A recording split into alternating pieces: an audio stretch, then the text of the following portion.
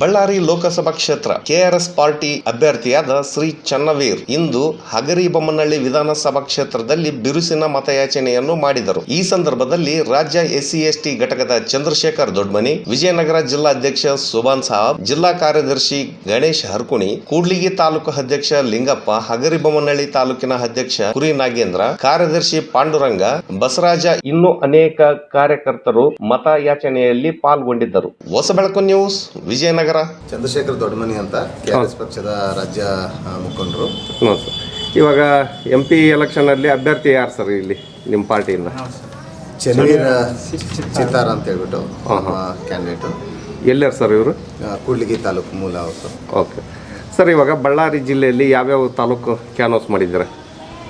ಅಖಂಡ ಬಳ್ಳಾರಿ ಜಿಲ್ಲೆಯಲ್ಲಿ ಈಗಾಗಲೇ ಬಳ್ಳಾರಿ ಗ್ರಾಮಾಂತರ, ಬಳ್ಳಾರಿ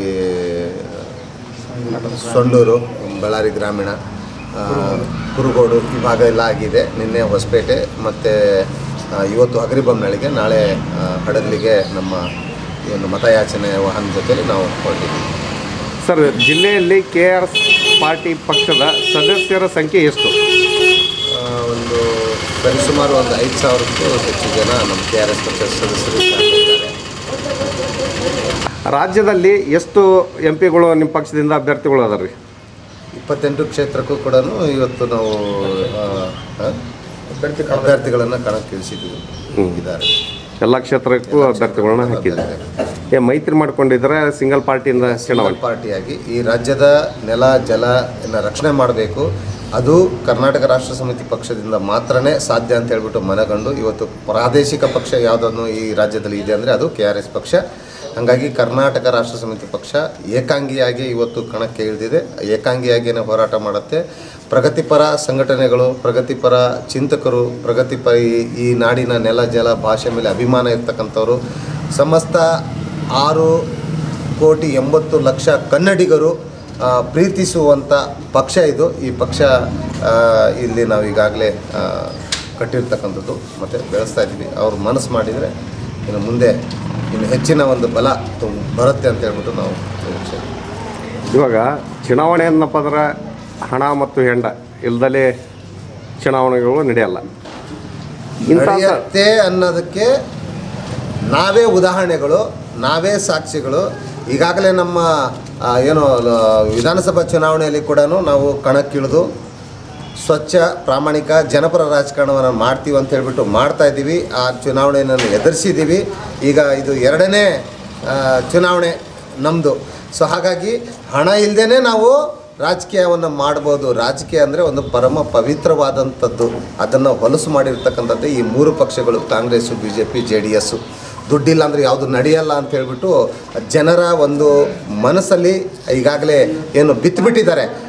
ಆ ಮನಸ್ಸು, ಆ ಭಾವನೆಯಿಂದ ಹೊರಗೆ ಬರಬೇಕಂತೇಳ್ಬಿಟ್ಟು ರಾಜ್ಯದ ಪ್ರತಿಯೊಂದು ಗ್ರಾಮದಲ್ಲಿ ಕೂಡ ಇವತ್ತು ಏನೋ ಈ ಹಳದಿ T-ಶರ್ಟ್ ಹಾಕ್ಕೊಂಡು ಈ ರಾಜ್ಯದ ಏನು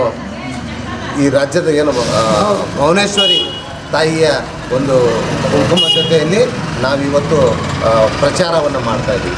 ಸರ್, ಕೇಂದ್ರ ಸರ್ಕಾರ ಬರ ಪರಿಹಾರಕ್ಕಂತಂದೇಳಿ 350 ಕೋಟಿ ಕೊಟ್ಟಿದೆ. ಅದ್ರ ಬಗ್ಗೆ ಏನು ಹೇಳ್ತೀರಾ? ಇದನ್ನು ನಾವು ಆ ಒಂದು ಬರ ಪರಿಹಾರದ ವಿಚಾರ ಮಾತಾಡಬೇಕಂದ್ರೆ ನಮಗೆ ನಾಚಿಕೆ ಆಗುತ್ತೆ. ಮೊದಲನೇದು. ಜೊತೆಯಲ್ಲಿ ವಿಚಾರ ಏನಪ್ಪ ಅಂತಂದರೆ, ಈ ದೇಶದ ರೈತ ಅದರ ಬೆನ್ನೆಲುಬಾಗಿ ನಿಂತ್ಕೊಳ್ಬೇಕಾದಂಥ ಸರ್ಕಾರಗಳೇ ಅವರ ಬೆನ್ನನ್ನು ಮುರಿಯುವಂಥ ಕೆಲಸವನ್ನು ಮಾಡ್ತಾ ಇದ್ದಾರೆ. ನಿರಂತರವಾಗಿ ಮಾಡ್ಕೊತ ಬಂದಿದ್ದಾರೆ. APMC ಕಾಯ್ದೆ ಆಗಿರ್ಬೋದು, ಆಮೇಲೆ ಫಸಲ್ ಬಿಮಾ ವಿಚಾರ ಆಗಿರ್ಬೋದು, ಆಮೇಲೆ ಇನ್ನೊಂದೇನೋ ನಾವು ಗದ್ದುಗೆ ಏರಿದ ತಕ್ಷಣ ಇಮ್ಮಿಡಿಯೇಟ್ ರೈತರ ಸಾಲವನ್ನು ಮನ್ನಾ ಮಾಡ್ತೀವಿ, ರೈತರು ಬೆಳೆದಿರ್ತಕ್ಕಂಥ ಬೆಳೆಗೆ ನಿಗದಿತ ಬೆಲೆನ ನಾವು ಬೆಲೆನ ನಾವು ಕೊಡ್ತೀವಿ ಅಂತ ಹೇಳ್ಬಿಟ್ಟು, ನಂತರ ಬೇರೆ 2 ಪಟ್ಟು ನಾವು ರೈತರ ಆದಾಯವನ್ನು ಹೆಚ್ಚಿಸ್ತೀವಿ ಅಂತ ಹೇಳ್ಬಿಟ್ಟು ಬೇರೆ ಆಶೆ ಆಮಿಷಗಳನ್ನು ಆಮಿಷ ಅಲ್ಲ, ಈ ರೀತಿಯ ದಾರಿ ತಪ್ಪಿಸುವಂಥ ಸುಳ್ಳು ಭರವಸೆಗಳನ್ನು ಕೊಟ್ಕೊಂಡು ಇವತ್ತು ರೈತರನ್ನ ಸಂಪೂರ್ಣವಾಗಿ ಸರ್ವನಾಶ ಮಾಡ್ತಾ ಇದ್ದಾರೆ. ಜೊತೆಯಲ್ಲಿ ಈ ಬರಗಾಲ ಅಂತ ಸ್ಥಿತಿಯಲ್ಲಿ ಏನೋ ಈ ಬೆಲೆ ಏರಿಕೆಯಲ್ಲಿ ಜೀವಿಸೋದೇ ಕಷ್ಟ ಅಂಥದ್ರಲ್ಲಿ ರೈತರ ಬರ ಪರಿಹಾರವನ್ನು ಕೇಳಲಿಕ್ಕೆ ನಾವು ಇವತ್ತು ಕೋರ್ಟ್ ಮೆಟ್ಟಲು ಹೋಗ್ತಾ ಇದ್ದೀವಿ ಅಂತಂದರೆ ನಿಜವಾಗ್ಲೂ ನಾಚಿಕೆ ಆಗ್ತದೆ. ಜೊತೆಯಲ್ಲಿ ಯಾವ ಮಕಾನ ಇಟ್ಕೊಂಡು ಇವತ್ತು BJP ಅವರು ಬಂದು ನಮಗೆ ಮತ ಕೊಡಿ ಅಂಥೇಳಿ, ಇನ್ನೊಂದು ಕಡೆ ಯಾವುದೋ ಟ್ರೈಲರ್ ಅಂತೆ, ಇದು ಇನ್ನು ಪಿಕ್ಚರ್ ಬಾಕಿ ಇದೆ ಅಂತೆ. ಈಗ ಇರ್ತಕ್ಕಂಥ ಟ್ರೈಲರಲ್ಲೇ ಏನೋ ಸಹಿಸ್ಕೊಳ್ಳೋಕ್ಕಾಗ್ತಾ ಇಲ್ಲ ಸರ್. ಇವಾಗ ಎರಡು ಪಾರ್ಟಿಯವರು ಗ್ಯಾರಂಟಿ ಅಂತ ಹೇಳ್ಕೊಂತ ಬರ್ತಾ ಇದ್ದಾರೆ. ಬಟ್ ದೇಶಕ್ಕಾಗಲಿ ಮತದಾರರಿಗಾಗಲಿ ಅವಶ್ಯಕತೆ ಇದೆನಾ? ಇದೆಲ್ಲವೂ ಕೂಡ ಜನಗಳನ್ನು ದಾರಿ ತಪ್ಪಿಸುವಂಥ ಕೆಲಸ. ಜನಗಳಿಗೆ ಮುಖ್ಯ ಬೇಕಾಗಿರೋದು ಇವರ ಗ್ಯಾರಂಟಿಗಳಲ್ಲ. ಜನಗಳಿಗೆ ಮುಖ್ಯವಾಗಿ ಬೇಕಾಗಿರೋದು ಶಿಕ್ಷಣ, ಆಮೇಲೆ ಆರೋಗ್ಯ, ಆಮೇಲೆ ಉದ್ಯೋಗ, ಆಮೇಲೆ ಈ ರೈತರಿಗೆ ಏನು ಬೇಕಾಗಿದೆ ಮೂಲಭೂತ ಸೌಕರ್ಯಗಳು ಏನು ಬೇಕು? ನೀರು ಬೇಕು. ಸರ್, ರಾಜ್ಯದ ತುಂಬ ಪ್ರಜ್ವಲ್ ರೇವಣ್ಣವ್ರ ಬಗ್ಗೆ ಚರ್ಚೆ ನಡೀತದವು, ಅದ್ರ ಬಗ್ಗೆ ಏನು ಹೇಳ್ತೀರಿ ಸರ್? ಇದು ಕೂಡ ಒಂದು ರೀತಿ ತಲೆ ತಗ್ಗಿಸುವಂಥ ಕೆಲಸನೇ. ಆದರೆ ಎಲ್ಲೋ ಒಂದು ಕಡೆ ಯೋಚನೆ ಬರ್ತದೆ. ಕುಮಾರಸ್ವಾಮಿ ಅವರು ಆಗಾಗ ಹೇಳ್ತಿದ್ರು, ಪೆನ್ ಡ್ರೈವ್ ಬಿಟ್ಬಿಡ್ತೀವಿ ಅಂತ ಹೇಳ್ಬಿಟ್ಟು. ಭವಿಷ್ಯ ಇದೇ ಆಗಿರ್ಬೋದು. ಹಂಗಾಗಿನೇ ಈ ಒಂದು ಪೆನ್ ಡ್ರೈವ್ ವಿಚಾರ ರಾಜ್ಯ ಅಲ್ಲ, ಹೊರ ರಾಜ್ಯದಲ್ಲಿ ಕೂಡ ಹರಡ್ಬಿಟ್ಟಿದೆ. ಹಂಗಾಗಿ ವಾಷಿಂಗ್ ಪೌಡರ್ ನಿರ್ಮಾ ಅಂತೇಳಿ ವಾಷಿಂಗ್ ಮಿಷಿನ್ ಏನು ಇಟ್ಕೊಂಡಿದ್ದಾರಲ್ಲ BJP ಅವರು, ಇವ್ರನ್ನೂ ಕೂಡ ಆ ವಾಷಿಂಗ್ ಮಿಷಿನ್ ಹಾಕ್ಕೊಂಡು ಇವರೆಲ್ಲ ಕ್ಲೀನ್, ಇದು ಯಾವುದೇ ರೀತಿಯ ಒಂದು ಕಪ್ಪು ಚುಕ್ಕೆ ಇಲ್ಲ, ಅಷ್ಟು ಕ್ಲೀನ್ ಇದ್ದಾರೆ ಅಂತ ಹೇಳ್ಬಿಟ್ಟು ತೋರಿಸ್ಲಿಕ್ಕೆ ಅಲ್ಲಿ ಹೋಗಿದ್ದಾರೆ. ಆದರೆ ಇವತ್ತು ಬೆರಳೆಣಿಕೆಯಷ್ಟು ಮಾಧ್ಯಮಗಳು ಇದನ್ನು ತೋರಿಸ್ತಾ ಇದ್ದಾರೆ. ಮೊದಲನೇದಾಗಿ ಒಂದು ಕಡೆ ಬೇಟಿ ಬಚಾವ್ ಬೇಟಿ ಪಡಾವ್ ಅಂತಾರೆ, ಇನ್ನೊಂದು ಕಡೆ ಹೆಣ್ಮಕ್ಳಿಗೆ ಯಾವ ರೀತಿಯಲ್ಲಿ ಏನು ಎಲ್ಲ ವಿಡಿಯೋದಲ್ಲಿ ನೋಡ್ತಾ ಇದ್ದಾರೆ. ಅವ್ರು ಹೇಳಲಿಕ್ಕೆ ನಮಗೆ ಇದು ಆಗ್ತಾಯಿಲ್ಲ, ಯಾವ ರೀತಿ ಬ್ಲ್ಯಾಕ್ ಮೇಲ್ ಮಾಡ್ತಾ ಇದ್ದಾರೆ, ಹೇಗೆಲ್ಲ ಮಾಡಿದ್ದಾರೆ ಅಂತ ಹೇಳ್ಬಿಟ್ಟು. ಇದರಲ್ಲಿ ಈ ಕ್ಷಣಕ್ಕೆ ಅವ್ರನ್ನ ಬಂಧಿಸಬೇಕಾಗಿತ್ತು. ಆದರೆ ರಾಜ್ಯ ಸರ್ಕಾರ ಮತ್ತು ಇಂಟೆಲಿಜೆನ್ಸಿ ಸಂಪೂರ್ಣವಾಗಿ ಫೇಲ್ಯೂರ್ ಆಗಿದೆ. ಇವತ್ತು ದೊಡ್ಡವ್ರ ಮಕ್ಕಳು ಏನೇ ಮಾಡಿದ್ರೂ ಅವರಿಗೆ ರಕ್ಷಣೆ ಕೊಡಲಿಕ್ಕೆ ಈ ಹೊಂದಾಣಿಕೆ ಮೇಲೆ ಕಾಂಗ್ರೆಸ್ BJP JDS ಹೊಂದಾಣಿಕೆ ಮೇಲೆ ಏನು ಮಾಡ್ತಾಯಿದ್ದಾರೆ, ಇಲ್ಲಿಂದ ಓಡೋಗ್ಲಿಕ್ಕೆ ಎಲ್ಲ ರೀತಿಯ ಸಕಲ ಸಿದ್ಧತೆ ಮಾಡಿ ಕಳಿಸಿದ್ದಾರೆ. ಇಲ್ಲಾಂದರೆ ಈ ರೀತಿ ಹೋಗ್ಲಿಕ್ಕೆ ಸಾಧ್ಯನೇ ಇಲ್ಲ. ಅದೇ ಬಡವರು ಮಕ್ಕಳು ಏನಾರ ತಪ್ಪು ಮಾಡದೇ ಇದ್ರೂ ಅಥವಾ ಸಣ್ಣ ಪುಟ್ಟ ತಪ್ಪು ಮಾಡಿದ್ರೂ ಅವ್ರನ್ನ ಇಮ್ಮಿಡಿಯೇಟ್ ಎತ್ತಾಕೊಂಡೋಗಿ ಜೈಲಿಗೆ ಹಾಕ್ತಾರೆ.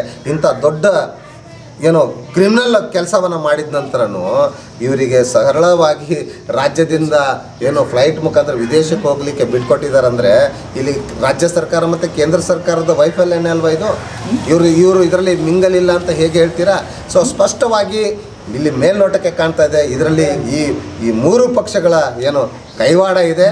ಸೊ ಈಗ ನಮ್ಮ ಕರ್ನಾಟಕ ರಾಷ್ಟ್ರ ಸಮಿತಿ ಪಕ್ಷ ಏನಪ್ಪ ಹೇಳ್ತಾ ಇದೆ ಅಂತಂದರೆ, ಇಮ್ಮಿಡಿಯೇಟ್ ಅವ್ರನ್ನ ಅರೆಸ್ಟ್ ಮಾಡಬೇಕು, ಅವ್ರ ಮೇಲೆ ಕ್ರಿಮಿನಲ್ ಏನು ನ್ಯಾಯಿಕವಾಗಿ ಏನೆಲ್ಲ ಮಾಡಬೇಕು, ಯಾವ ರೀತಿಯ ಕಠಿಣವಾದ ಶಿಕ್ಷೆಯನ್ನು ಕೊಡಲಿಕ್ಕೆ ಸಾಧ್ಯ ಇದೆ ಅದನ್ನು ರಾಜ್ಯ ಸರ್ಕಾರ ಮತ್ತು ಕೇಂದ್ರ ಸರ್ಕಾರ ಇದನ್ನು ಮಾಡಲೇಬೇಕು. ಇಲ್ಲಾಂದರೆ ಇದರಲ್ಲಿ ಇವ್ರದ್ದು ಕೂಡ ಪಾಲಿದೆ ಅಂತ ಹೇಳ್ಬಿಟ್ಟು ಸ್ಪಷ್ಟವಾಗಿ ಕಾಣುತ್ತೆ. ಇದನ್ನು ನಾವು ಖಂಡಿಸ್ತೀವಿ.